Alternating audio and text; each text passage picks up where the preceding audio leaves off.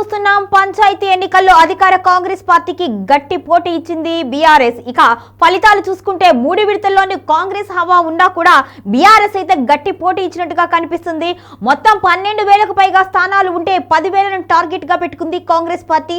అయితే బీఆర్ఎస్ మాత్రం దాన్ని తక్కువకు చేసింది. మొత్తం 7,000 స్థానాల వరకు మాత్రమే కాంగ్రెస్ ను పరిమితం చేసింది. పంచాయతీ ఎన్నికల ఫలితాల్లో బిగ్ ట్విస్ట్ చోటు చేసుకుంది. కాంగ్రెస్ కు గట్టి పోటీ ఇచ్చింది కారు పార్టీ. మొత్తం 12,000 వరకు పైగా స్థానాల్లో 10,000 స్థానాలు గెలవాలి అని కాంగ్రెస్ టార్గెట్ గా పెట్టుకుంది. అయితే కాంగ్రెస్ ను 7,000 లోపే పరిమితం చేసింది బీఆర్ఎస్ పార్టీ.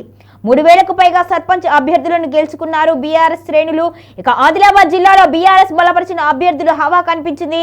కాంగ్రెస్ కు ధీటుగా పోటీ ఇచ్చింది బీఆర్ఎస్ పార్టీ. బీఆర్ఎస్ మద్దతుదారులు 3వ విడతలో కూడా మెదక్ జిల్లాలో కాంగ్రెస్ కు గట్టి పోటీ ఇచ్చింది బీఆర్ఎస్. మెదక్ జిల్లాలో మొత్తం 183 సర్పంచ్ స్థానాలు ఉన్నాయి. ఇప్పటి వరకు 50 స్థానాల్లో ఫలితాలు వెల్లడించారు.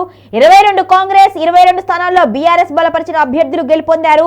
6 స్థానాల్లో విజయం సాధించారు ఇండిపెండెంట్లు. ఇక ఎన్నిక ఫలితాలు ఏకపక్షంగా ఉంటాయి అన్న కాంగ్రెస్ శ్రేణులు. కాంగ్రెస్ కు తామే ప్రత్యామ్నాయం అంటున్న బీఆర్ఎస్. ములుగు జిల్లాలో కూడా బీఆర్ఎస్ కు ఆధిపత్యం ఉంది. సీతక్క సొంత జిల్లాలో కూడా కాంగ్రెస్ కు నిరాశ ఎదురైంది. గత 2 విడతల్లో కూడా కాంగ్రెస్ నాయకుల సొంత జిల్లాలు అదేవిధంగా ప్రాతినిధ్యం వహిస్తున్న కొన్ని ప్రాంతాల్లో మాత్రం ఎదురుదెబ్బే తగిలింది. అక్కడ బీఆర్ఎస్ హవా కనిపించింది.